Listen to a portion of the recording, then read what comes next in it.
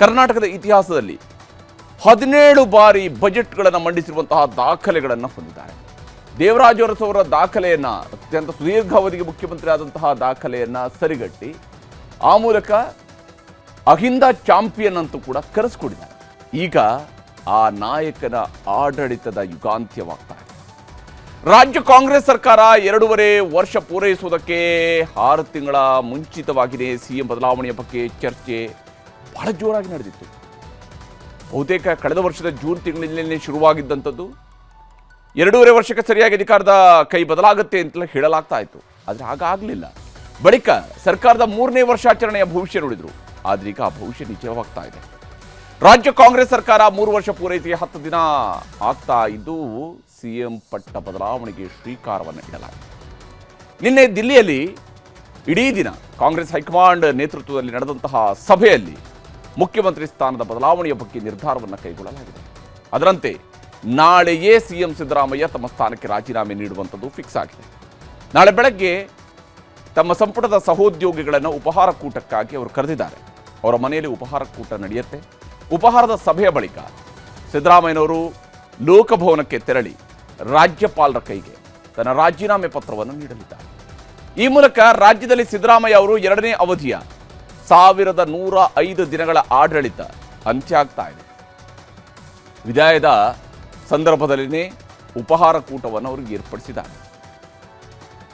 ನಾಳೆ ಬೆಳಗ್ಗೆ ಸಿಎಂ ಸಿದ್ದರಾಮಯ್ಯ ಉಪಹಾರ ಕೂಟವನ್ನು ಏರ್ಪಡಿಸಿದ್ದಾರೆ. ಬೆಳಗ್ಗೆ 9 ಗಂಟೆಗೆ ಉಪಹಾರ ಕೂಟಕ್ಕೆ ಎಲ್ಲ ಸಚಿವರುಗಳಿಗೆ ಆಹ್ವಾನ ಹೋಗಿದೆ.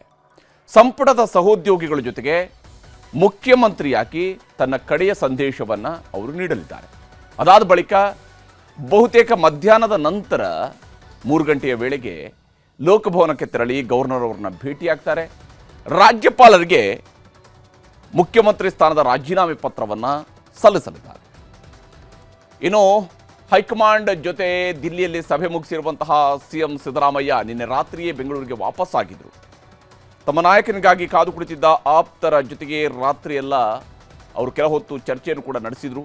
ನಂತರ ಮಧ್ಯಾಹ್ನ 12 ಗಂಟೆಯ ವೇಳೆಗೆ ವಿಧಾನಸೌಧಕ್ಕೆ ತೆರಳಿ ನೆಹರು ಪುಣ್ಯತಿಥಿ ಕಾರ್ಯಕ್ರಮದಲ್ಲಿ ಅವರು ಭಾಗಿಯಾಗಿದ್ದರು. ಈ ವೇಳೆ ಮಾತನಾಡಿದಂತಹ ಸಿದ್ದರಾಮಯ್ಯನವರು ರಾಜಕೀಯ ಬೆಳವಣಿಗೆಗಳ ಬಗ್ಗೆ ನಾಳೆ ವಿವರವಾಗಿ ಮಾತಾಡ್ತೀನಿ ಅಂತ ಹೇಳಿದ್ದಾರೆ. ಹೋಗಿದ್ರಿ ಸರ್, ಹೈಕಮಾಂಡ್ ಜೊತೆಲಿ ಏನಾದರೂ ಚರ್ಚೆ ಆಯ್ತಾ? ಹೇಗೆ ಏನ್ ತೀರ್ಮಾನ? ನಾಳೆ ಮಾತಾಡ್ತೀನಿ. ಸಾಕಷ್ಟು ನಾಳೆ ಎಷ್ಟೊತ್ತಿಗೆ ಸರ್? ನಾಳೆ ಹೈಕಮಾಂಡ್ ಜೊತೆಲಿ ಏನಾದರೂ ಚರ್ಚೆ ಆಯ್ತಾ? ಹೇಗೆ ಏನ್ ತೀರ್ಮಾನ? ನಾಳೆ ಮಾತಾಡ್ತೀನಿ. ಸಾಕಷ್ಟು ನಾಳೆ ಎಷ್ಟೊತ್ತಿಗೆ ಸರ್? ನಾಳೆ ಇದರ ಬೆನ್ನಲ್ಲೇ ಸಿಎಂ ಸಿದ್ದರಾಮಯ್ಯ ಮಾಡಿದಂತಹ ಒಂದು ಪೋಸ್ಟ್ ವಿದಾಯದ ಭಾಷಣದ ರೀತಿಯಲ್ಲಿ ಗೋಚರಿಸ್ತಾ ಇದೆ. 5 ಗ್ಯಾರಂಟಿಗಳ ಮತ್ತು ಅನ್ನಭಾಗ್ಯದ ಕುರಿತಂತೆ ಮಾರ್ಮಿಕವಾದಂತಹ ಮಾತುಗಳನ್ನು ತಮ್ಮ ಈ ಪೋಸ್ಟ್ ಮೂಲಕವಾಗಿ ಸಿದ್ದರಾಮಯ್ಯ ಹೇಳಿದ್ದಾರೆ.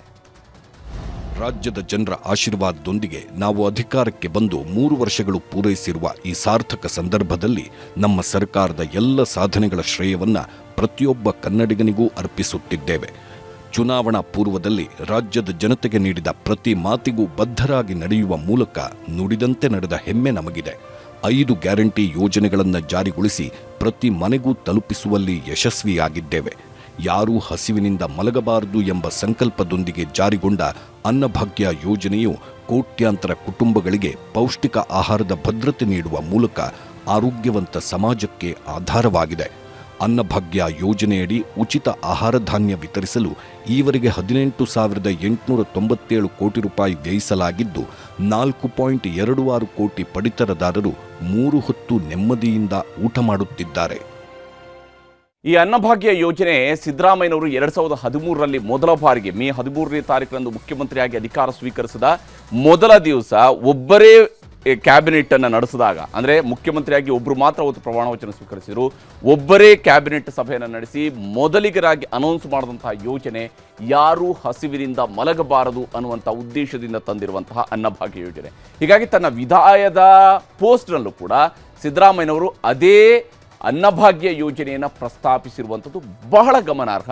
ಯಾಕಂದರೆ ಇದು ಸಿದ್ದರಾಮಯ್ಯನವರಿಗೆ ಬಹಳ ಆಪ್ತವಾಗಿದ್ದಂತಹ ಯೋಜನೆ. ಆದರೆ ಪೋಸ್ಟರ್ನೇನೋ ಅವರು ಮಾಡಿದರು. ಆದರೆ ಸಿದ್ದರಾಮಯ್ಯನವರ ಮೌನ ಅವರ ಆಪ್ತರಿಗೆ ಆತಂಕವನ್ನು ತಂದಿಟ್ಟಿದೆ. CM ಬದಲಾದರೆ ತಮ್ಮ ಕೆಲಸ ಕಾರ್ಯಗಳಿಗೆ ಅಡ್ಡಿಯಾಗಬಹುದು, ಹೀಗಾಗಿ ನೀವೇ ಮುಖ್ಯಮಂತ್ರಿ ಸ್ಥಾನದಲ್ಲಿ ಮುಂದುವರಿಬೇಕು ಅಂತ ಪಟ್ಟು ಹಿಡಿದು ಕುಳಿತಿದ್ದಾರೆ. ಯಾಕಂದರೆ ಕೆಲವರಿಗಂತೂ ತಮ್ಮ ಮಂತ್ರಿ ಸ್ಥಾನ ಹೋಗೇ ಬಿಡುತ್ತೆ ಅನ್ನುವಂತಹದ್ದು ಕನ್ಫರ್ಮ್ ಆಗ್ತಾ ಇದೆ. ಹೀಗಾಗಿ CM ಸ್ಥಾನದಲ್ಲಿ ನೀವೇ ಮುಂದುವರಿಯಿರಿ ಅಂತ ಇವತ್ತು ಪಟ್ಟು ಹಾಕಿದರು. ನಿನ್ನೆ ರಾತ್ರಿ ಬೆಂಗಳೂರಿಗೆ ಮುಖ್ಯಮಂತ್ರಿಯವರು ಆಗಮಿಸ್ತಾ ಇದ್ದಂತೆಯೇ ಕೆಲ ಆಪ್ತ ಸಚಿವರು, ಶಾಸಕರು ಮಧ್ಯರಾತ್ರಿ ಆದರೂ ಕೂಡ CM ನಿವಾಸಕ್ಕೆ ಬಂದಿದ್ದರು. ಈ ವೇಳೆ ಮಧ್ಯರಾತ್ರಿ ಕೆಲ ಹೊತ್ತು ಮಾತ್ರನೇ ಸಿದ್ದರಾಮಯ್ಯನವರ ಜೊತೆಗೆ ಚರ್ಚೆ ನಡೀತು. ಬೆಳಗ್ಗೆ ಕೂಡ CM ನಿವಾಸದಲ್ಲಿ ಚಟುವಟಿಕೆಗಳು ಬಹಳ ಜೋರಾಗಿ ನಡೆದಿದ್ದಾವೆ. ಕಾವೇರಿ ನಿವಾಸ ಅನೇಕ ರಾಜಕೀಯದ ಬದಲಾವಣೆಗಳಿಗೆ ಸಾಕ್ಷಿಯಾದಂತಹ ಮನೆ ಅದು. ಕರ್ನಾಟಕದ ರಾಜಕಾರಣದಲ್ಲಿ ಅನೇಕ ರಾಜಕೀಯ ಬದಲಾವಣೆಗಳಿಗೆ, ಅನೇಕರು ಮುಖ್ಯಮಂತ್ರಿಗಳಾಗೋದಕ್ಕೆ ಮತ್ತು ಮುಖ್ಯಮಂತ್ರಿಗಳ ಬದಲಾವಣೆಗೆ ಸಾಕ್ಷಿಯಾದಂತಹ ಮನೆ ಅದು. ಹೀಗಾಗಿ CM ಭೇಟಿಯಾದಂತಹ ಪ್ರತಿಯೊಬ್ಬರಿಗೂ ಕೂಡ ಒಂದೇ ಮಾತು, ನೀವು ರಾಜೀನಾಮೆ ಕೊಡಬಾರ್ದು ಅಂತ ಹೇಳುವಂಥದ್ದು. ಆಪ್ತರ ಜೊತೆಗೆ ನಡೆದಂತಹ ಸಭೆಗಳಲ್ಲಿ ಹಾಗಾದರೆ ಏನೆಲ್ಲ ಪ್ರಸ್ತಾಪ ಆಗ್ತಾ ಇತ್ತು ಅನ್ನೋದನ್ನು ಗಮನಿಸ್ತಾ ಹೋದರೆ, ದೆಹಲಿಯಿಂದ ಬರ್ತಾ ಇದ್ದಂತೆ ಮಧ್ಯರಾತ್ರಿ ತಮ್ಮ ಮನೆಯಲ್ಲಿ ಸಭೆಯನ್ನು ನಡೆಸಿದರು.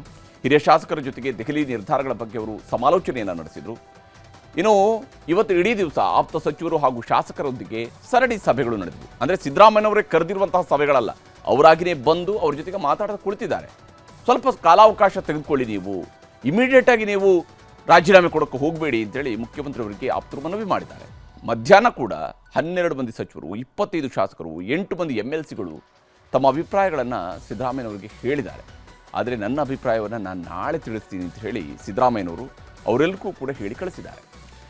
CM ಬಳಿ ಆಪ್ತರು ಹಿಡಿದಿರುವಂತಹ ಪಟ್ಟು ಯಾವ ಸ್ವರೂಪದ್ದು ಅನ್ನೋದನ್ನು ನಾವು ಗಮನಿಸಬೇಕು. ಆಪ್ತರ ಪಟ್ಟು ಏನು ಅಂತ ನೋಡ್ತಾ ಹೋದರೆ, ಆ ಥರದ ನಿರ್ಧಾರ ಬೇಡ, CM ಸ್ಥಾನದಲ್ಲಿ ನೀವು ಮುಂದುವರಿಬೇಕು ಅಂತ ಹೇಳಿ ಅವರು ಕೇಳ್ತಾ ಇದ್ದಾರೆ. ಮತ್ತು ಪೂರ್ಣ 5 ವರ್ಷ ನೀವೇ ಇರಬೇಕು ಅನ್ನುವಂಥದ್ದು ಇಲ್ಲಿ ಸಿದ್ದರಾಮಯ್ಯನವರ ಆಪ್ತ ಸಚಿವರು ಮತ್ತು ಶಾಸಕರು ಹೇಳ್ತಾ ಇರುವಂತಹ ಮಾತುಗಳು. ಮತ್ತು ವಿಶೇಷವಾಗಿ ನಿಮ್ಮ ನಿರ್ಧಾರವನ್ನು ನೀವು ಬದಲಿಸ್ಕೊಳ್ಬೇಕು, ಕರ್ನಾಟಕದಲ್ಲಿ ಪಕ್ಷ ಅಧಿಕಾರಕ್ಕೆ ಬರೋದಕ್ಕೆ ನೀವೇ ಕಾರಣ, ರಾಜೀನಾಮೆ ನೀವು ಕೊಡಲೇಬೇಕು ಅಂತೇಳಿ ಏನಾದರೂ ಆದರೆ ಸ್ವಲ್ಪ ಸಮಯ ಆದರೂ ತಗೊಳ್ಳಿ, ಇಮಿಡಿಯೇಟಾಗಿ ಕೊಡಬೇಡಿ ನೀವು ಅನ್ನುವಂತಹ ಮನವಿ ಮಾಡಿದ್ದಾರೆ. ಅಷ್ಟೇ ಅಲ್ಲದೆ ಬದಲಾವಣೆ ಒಂದು ವೇಳೆ ಆಗೋದಾದರೆ ಶಾಸಕರ ಬಲಾಬಲವನ್ನು ಪರಿಗಣಿಸಬೇಕು. ನೀವು ಹೀಗೆ ಸುಮ್ಮನೆ ಕೈಕಟ್ಟಿ ಕುಳಿತುಕೊಂಡ್ರೆ ಹೇಗೆ? ಶಾಸಕಾಂಗ ಪಕ್ಷದ ಸಭೆಯಲ್ಲಿ ಶಾಸಕರ ಬಲದ ಎಣಿಕೆ ನಡೀಲಿ, ಆ ಕೆಲಸ ಆಗೋಗ್ಲಿ. ಉಸ್ತುವಾರಿಗಳಿಗೂ ನಾವೇ ಬೇಕಿದ್ರೆ ಹೇಳ್ತೀವಿ, ನೀವೇನು ಹೇಳಬೇಕಾಗಿಲ್ಲ, ನಾವೇ ಹೇಳ್ತೀವಿ, ನೀವು ರಾಜೀನಾಮೆ ಕೊಡೋದಕ್ಕೆ ಹೋಗಬೇಡಿ, ಶಾಸಕರ ಬಲಾಬಲದ ಬಗ್ಗೆ ಸಹಿ ಸಂಗ್ರಹಿಸೋಣ, ಹೈಕಮಾಂಡ್ಗೆ ಅದನ್ನು ಕಳಿಸೋಣ ಅಂತ ಹೇಳಿ ಸಲಹೆಯನ್ನು ಕೊಟ್ಟಿದ್ದಾರೆ. ಯಾಕಂದರೆ ಅವರಿಗೆ ಕೇವಲ ಸಿದ್ದರಾಮಯ್ಯನವ್ರ ಭವಿಷ್ಯ ಮಾತ್ರ ಅಲ್ಲ, ಆಯಾ ಸಚಿವರುಗಳ ಭವಿಷ್ಯವೂ ಕೂಡ ಇಲ್ಲಿ ಮುಖ್ಯ ಆಗಿದೆ. CM ರಾಜೀನಾಮೆ ನೀಡಿದರೆ ಹೊಸ ಸಂಪುಟ ರಚನೆ ಆಗಲೇಬೇಕಾಗತ್ತೆ. ಹೀಗಾಗಿ ಇಂಥದ್ದೊಂದು ಪ್ರಕ್ರಿಯೆ ನಡೀಲಿ ಅಂತ ಹೇಳುವಂಥ ಮನವಿಯನ್ನು ಮಾಡ್ಕೊಂಡಿದ್ದಾರೆ. ನಮ್ಮ ಸುರ್ಜಿವಾಲಾ ಅವರು ಇವತ್ತು ಅಥವಾ ನಾಳೆ ಅವರು ಪ್ರೆಸ್ ಕಾನ್ಫರೆನ್ಸ್ ಕರಿಬಹುದು ಅಥವಾ ನಿಮ್ಮನ್ನು ಕರೆಸಿ ಹೇಳ್ಬಹುದು. ಅದಕ್ಕೆ ಒಂದು ತೆರೆ ಬೀಳುತ್ತೆ ಅಲ್ಲ. ಈಗ ಮೇಲ್ನೋಟಕ್ಕೆಲ್ಲ ಕಾಣ್ತದೆ, ಈಗಾಗಲೇ ಎಲ್ಲ ಆಗಿದೆ. ಅಧಿಕೃತವಾಗಿ ಎಲ್ಲೂ ಬಂದಿಲ್ಲ. ಅಧಿಕೃತವಾಗಿ ಬರುವವರೆಗೆ ನಾವು ಏನು ಹೇಳಲಿಕ್ಕೆ ಆಗೋಲ್ಲ. ಬಂದ್ಮೇಲೆ ನಮ್ಮ ಅಭಿಪ್ರಾಯಗಳನ್ನ ಹಂಚಿಕೊಳ್ತೀವಿ. ನಮ್ಮ ಕಳಕಳಿಯನ್ನ, ನಮ್ಮ ಕನ್ಸರ್ನ್ ಅನ್ನ ನಾವು ವ್ಯಕ್ತ ಮಾಡಿದ್ವಿ. ಮುಖ್ಯಮಂತ್ರಿಗಳು ಸೈಲೆಂಟ್ ಆಗಿದ್ರು. ಈ ಮೇಂಟೈನ್ಡ್ ಸೈಲೆನ್ಸ್. ಏನು ಗೊತ್ತಿಲ್ಲ, ಏನು ಸ್ಪಷ್ಟತೆ ಗೊತ್ತಿಲ್ಲ. ನಾಳೆನೇ ಗೊತ್ತಾಗುತ್ತೆ. ಬೆಳಿಗ್ಗೆ 9 ಗಂಟೆ ಕರೆದಿದ್ದಾರೆ. ನಾಳೆ ಎಲ್ಲ ಗೊಂದಲಕ್ಕೂ ನಾಳೆ ತೆರೆ ಬೀಳುತ್ತೆ ಸರ್. ಬೆಳಿಗ್ಗೆ ಬ್ರೇಕ್ಫಾಸ್ಟ್ ಮೀಟಿಂಗ್ ಕರೆದಿದ್ದಾರೆ. ಹೀಗೆ ಸಿದ್ದರಾಮಯ್ಯನವರು ಏನೇ ಇದ್ರೂ ಕೂಡ ನಾಳೆನೇ ಗೊತ್ತಾಗುತ್ತೆ ಅಂದರೆ ಅವರ ಸಚಿವರುಗಳೆಲ್ಲ ಹೇಳ್ತಾ ಇದ್ದಾರೆ. ಆದರೆ ಸಿದ್ದರಾಮಯ್ಯನವರು ನಾಳೆ ರಾಜೀನಾಮೆ ಕೊಡ್ತಾರೆ, ಹೊಸ ಮುಖ್ಯಮಂತ್ರಿ ಬರ್ತಾರೆ ಅನ್ನೋ ಬಗ್ಗೆ ಚರ್ಚೆಗಳ ಮಧ್ಯೆನೇ ಇವತ್ತು ವಿಧಾನಸೌಧದಲ್ಲಿ ಒಂದಿಷ್ಟು ಭಾವನಾತ್ಮಕ ಕ್ಷಣಗಳು ಕೂಡ ನಡೆದು ಹೋದವು. ಯಾಕಂದರೆ ಸಿದ್ದರಾಮಯ್ಯನವರು ಸುದೀರ್ಘ ಅವಧಿಯಲ್ಲಿ ವಿಧಾನಸೌಧದಲ್ಲಿ ಕುಳಿತು ಆಡಳಿತವನ್ನು ನಡೆಸಿದಂಥವರು. ಮುಖ್ಯಮಂತ್ರಿಯಾಗಿ, ಅದಕ್ಕಿಂತ ಮೊದಲು ಉಪಮುಖ್ಯಮಂತ್ರಿಯಾಗಿ, ಅದಕ್ಕಿಂತ ಪೂರ್ವದಲ್ಲಿ ಹಣಕಾಸು ಸಚಿವರಾಗಿ, ಅದಕ್ಕೂ ಮೊದಲು ಸಚಿವರಾಗಿ ಕೆಲಸ ಮಾಡಿದಂತಹ ಜಾಗ ಅದು. ಇವತ್ತು ಜಾತಿ ಗಣತಿಯ ವರದಿಯನ್ನು ಸ್ವೀಕರಿಸೋದಕ್ಕಾಗಿ ಸಂಜೆ ಸಿದ್ದರಾಮಯ್ಯನವರು ವಿಧಾನಸೌಧಕ್ಕೆ ಬಂದರು. ತಮ್ಮ ಕಚೇರಿಗೆ ಅವರು ಬರ್ತಾ ಇರುವ ಸಂದರ್ಭದಲ್ಲಿ ಕಚೇರಿಯ ಸಿಬ್ಬಂದಿ ಕಣ್ಣೀರು ಹಾಕಿದರು. ಈ ವೇಳೆ CM ಪರವಾದಂತಹ ಜೈಕಾರ ಕೂಡ ಮೊಳಗಿದ್ದು. ಯಾವುದೇ ಕಾರಣಕ್ಕೂ ನೀವು ರಾಜೀನಾಮೆ ಕೊಡಬಾರದು ಅನ್ನುವಂತಹ ಮನವಿಯನ್ನು ಕೂಡ ಕೆಲವರಲ್ಲಿ ಮಾಡ್ಕೊಂಡಿದ್ದಾರೆ.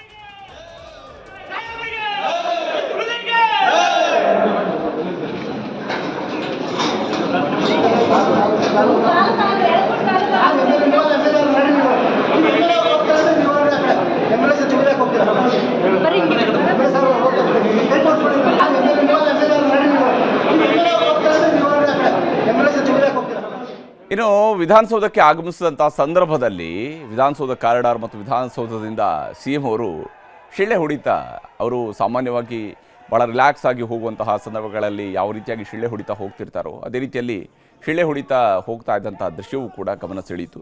ಸಿದ್ದರಾಮಯ್ಯನವರು ವಾಪಸ್ ಹೋಗುವಾಗ ಮೆಟ್ಟಿಲುವರೆಗೂ ಬಂದಂತಹ ವಿಧಾನಸೌಧದ ಸಿಬ್ಬಂದಿ ಸಿದ್ದರಾಮಯ್ಯನವರಿಗೆ ಜಯಘೋಷವನ್ನು ಕೂಗ್ತಾ ಅವ್ರಿಗೆ ಟಾಟಾ ಬಾಯ್ ಬಾಯ್ ಮಾಡ್ತಾ ಕೈ ಬೀಸಿ ಅವ್ರನ್ನ ಕಳಿಸಿಕೊಟ್ಟಿದ್ದಾರೆ. ಯಾವುದೇ ಒಬ್ಬ ಮುಖ್ಯಮಂತ್ರಿ ಆದಂಥವರಿಗೆ ಈ ರೀತಿಯಾಗಿ ಅವರ ನೌಕರರ ವೃಂದದಿಂದ ಪ್ರೀತಿ ಸಿಗುವಂಥದ್ದು ಅಪರೂಪ.